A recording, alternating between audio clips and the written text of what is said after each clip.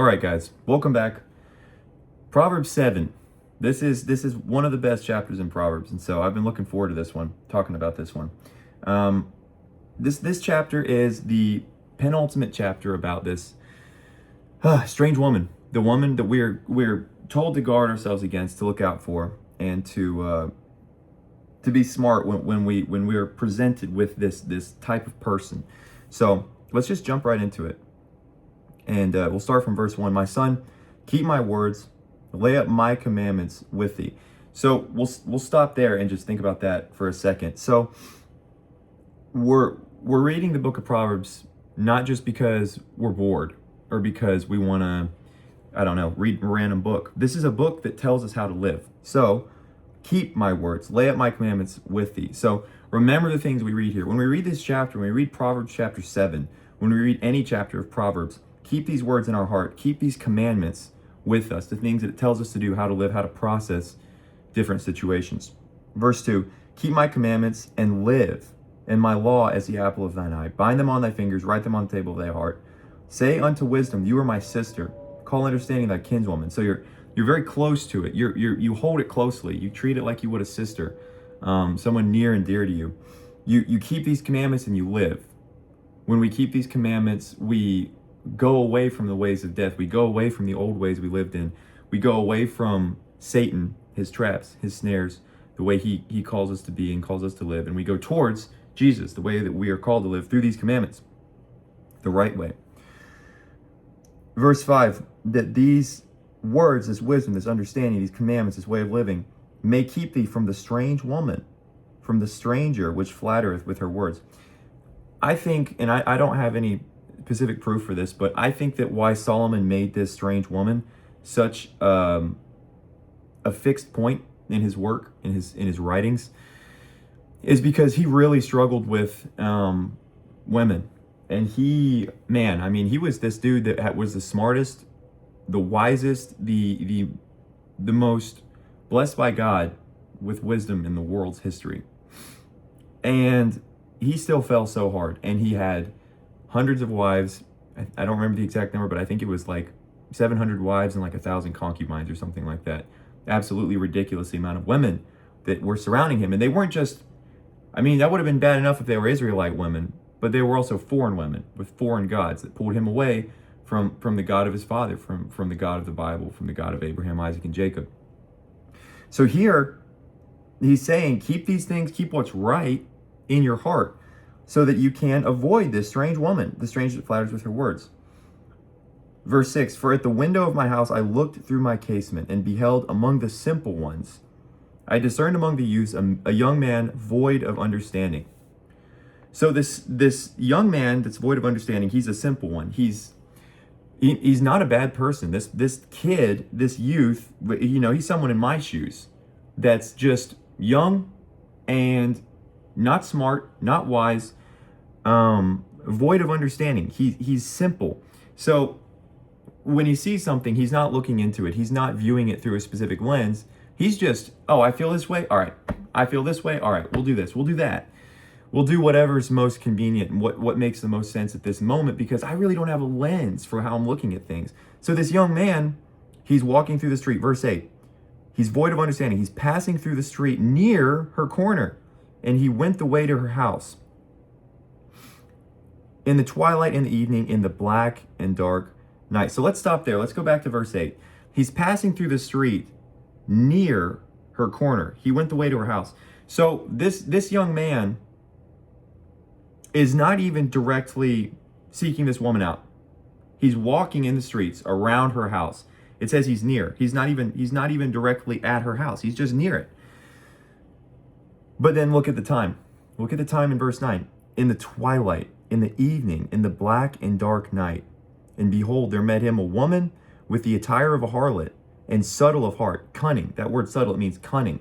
So it's a smart woman. This is not a simple woman. This is not a young woman void of understanding that's just making mistakes and being foolish and has life lessons to learn. This woman is wearing the attire of a harlot, and she's cunning. She's seeking out this man. So as this young man, first of all, he's positioned himself in a bad place. So let's think about it in our lives. What are the ways we position ourselves in a bad place to fall prey to this strange woman, right? This young man, how he puts himself in a bad place is it's twilight, it's in the evening, it's in the black and dark night. He's not where he should be doing what he should be doing. He's walking near her corner. We don't know whether this young man knows that she lives there. We don't know whether this young man knows who this woman is. All we know is that he's not directly going into evil, but he's also not directly avoiding it. He's getting close to it. He's getting as close as he can here.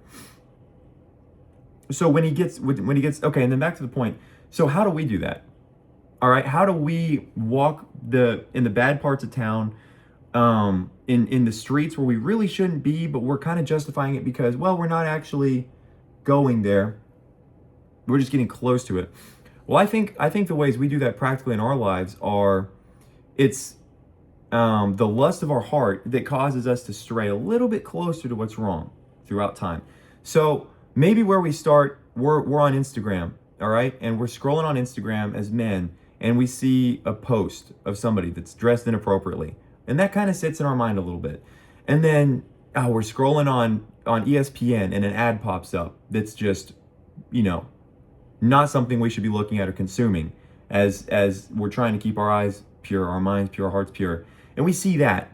And then, the next time we get a little bit closer, and maybe we watch a movie with somebody in it that's an attractive woman, and they're doing inappropriate stuff and dressed inappropriately, and maybe we see more of them than our minds really should.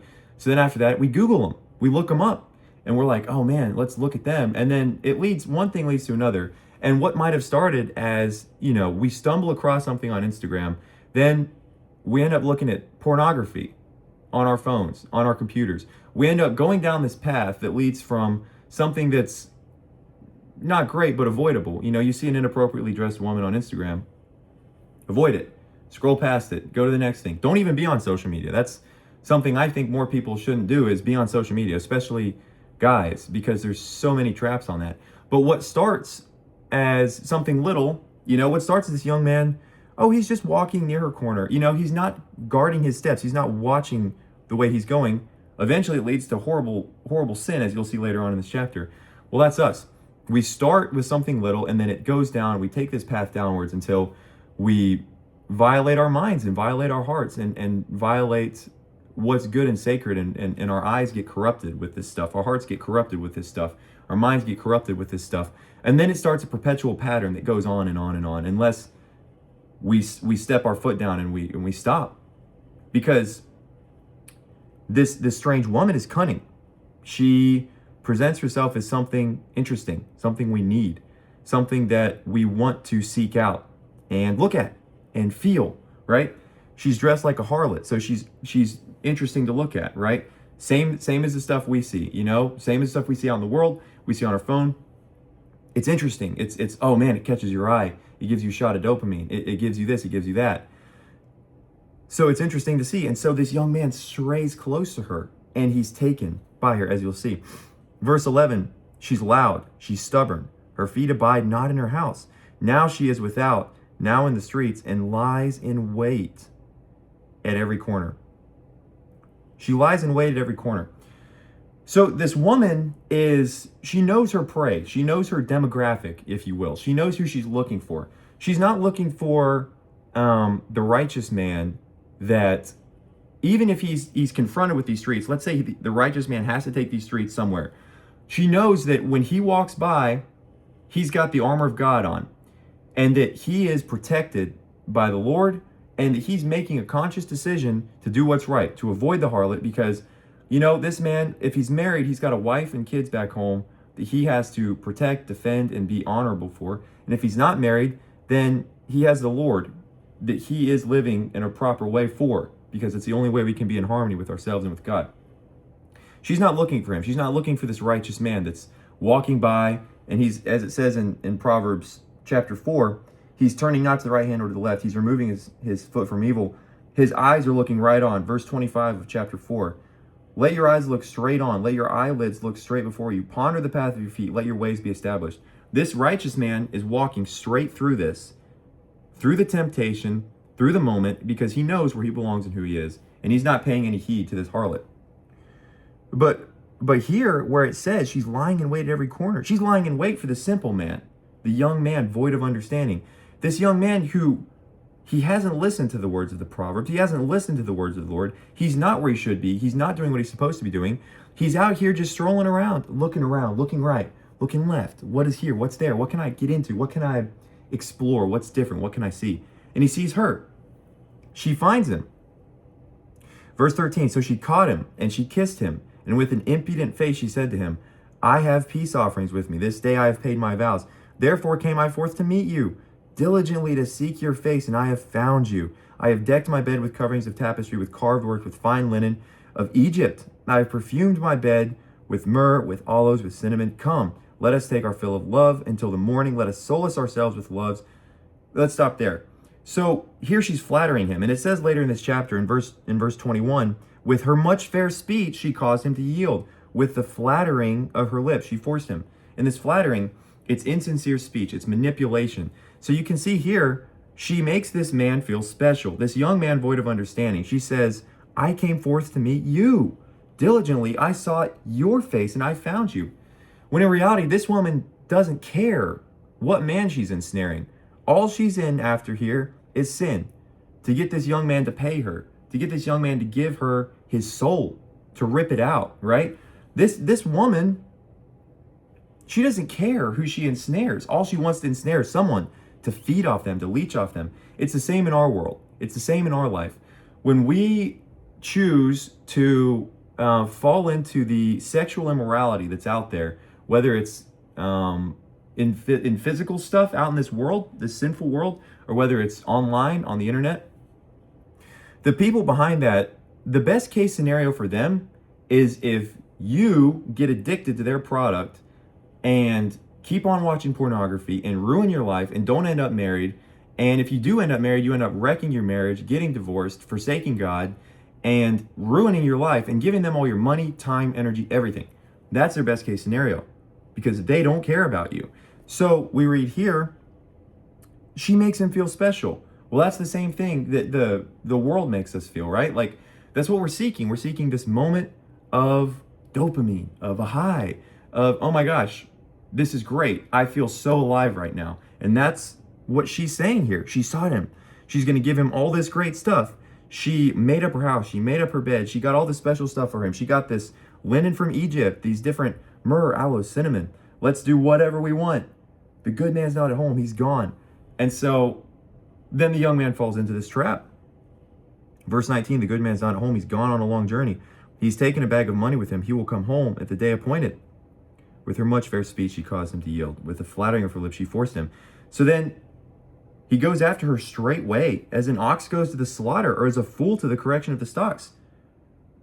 Man, he's not even thinking about it at this point. She got him. Her insincere speech, her manipulation, her flattering, her fair speech. He's just gone. His mind is gone. So he follows her, and it gives this description. He goes after her straightway, as an ox goes to the slaughter. That's what he's doing. And that's what we do. That's what we do whenever we decide that, all right, we want this sexual immorality, this lust of the flesh, this momentary pleasure. We're choosing to go as an ox to the slaughter, to cut off our spiritual connection with the Lord and choose something over that. God, you're not good enough. God, you don't provide enough for me. I need something else. And then verse 23, he's going like this fool to the correction of the stock, this ox to the slaughter, till a dart strike through his liver, as a bird hastens to the snare, and does not know that it is for his life. So this young man is following her, gonna do what she says, gonna listen to her words, gonna listen to her fair speech, not knowing it's gonna kill him. It's gonna suck out his soul. It's gonna leave him forsaken and desolate and dead. That's what happens to us spiritually. We are this young man if we choose to follow the ways of the world. Because the ways of the world, the sexual immorality, the lust of the world, will suck out our soul and leave us with nothing. Empty, dry, desolate, just like this young man is going to end up. Verse 24, hearken unto me now, therefore, O ye children. Hearken to the words of my mouth. Let not thine heart decline to her ways. Go not astray in her paths, for she hath cast down many wounded. Yea, many strong men have been slain by her. Her house is the way to hell, going down to the chambers of death. Notice there that it's not just the young man that it says she's slain. It's strong men. So we can esteem ourselves as strong. We can look at ourselves and be like, I look around a little bit and I look at maybe some stuff I shouldn't, but I could stop whenever I want. I'm strong. I could get out of it. Well, then do it. Do it and see if you really can. It's different. It's a vice. It's an addiction. It's a disease. This lust of the eyes, this lust of the flesh. And that's what gets this guy here. This man in this example is a young man void of understanding, but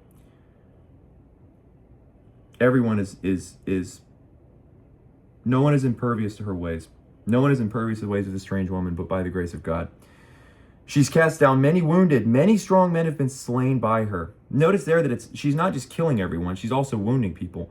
So she's causing these men to stumble and fall. Some of them die, some of them are ruined, and some of them just walk around wounded. Imagine if your leg's cut off. You're not dead, but you're limping around for the rest of your life. That's what this strange woman does. Many strong men have been slain by her, and she's cast down many wounded. Her house is the way to hell, going down to the chambers of death. I like verse 25. It says, don't let your heart decline to her ways. Don't go astray in her path. Points us right back to chapter 4. Like I said, let your eyes look straight on. Consider the path before you. Don't turn to the right. Don't turn to the left. Remove your feet from all evil. So we've got to remember this. We've got to remember what our calling is. We've got to remember what we have to avoid. We have to avoid the strange woman. Proverbs dedicates an entire chapter to illustrating what the strange woman looks like, and we can see it in our lives. Don't stray too close. Don't get too close to the sun, because you're going to end up getting burned. You will. Avoid it. Treat it like the plague. Treat it like Joseph did. Joseph ran. When Potiphar's wife was chasing after him, Joseph ran. He sprinted. He got out of there. He didn't kind of hang around. Maybe I should do this. Maybe I shouldn't. Nope. He ran. That's what we're called to do. Don't be like the simple man, void of understanding. Take heed of what is in this book, what's in the Bible, what's in the Proverbs, the ways we can avoid this strange woman, the ways we can avoid these wicked and evil ways, and learn, grow. Let me pray. Dear Father in heaven, I praise you that you give us warning of the strange woman that leads us down to hell, that wounds us, that kills us. Lord, I pray that you would guard our eyes, guard our hearts, guard our minds, and that you would see fit to break the strongholds that have ensnared this generation, especially, Lord, with the technology that's available. Lord, there's so much wickedness available at the tap of a button, at the click of a finger. And God, there's so much good out there that you've created that's been perverted. God, I pray that you would shine your light on this world, on this broken and fallen world with so much sin and darkness. Let us take heed of what the Proverbs say, and let us be like the man that keeps his eyes straight and walks the straight path, Lord, towards you. Keep our eyes fixed on you so that we might do what's right. We love you, Lord. Help us love you more. In your name, amen. Let your eyes look right on. Let your eyelids look straight before you. Ponder the path of your feet. Let all your ways be established. Turn not to the right hand, nor to the left. Remove your foot from evil. Hope you have a good week. Goodbye.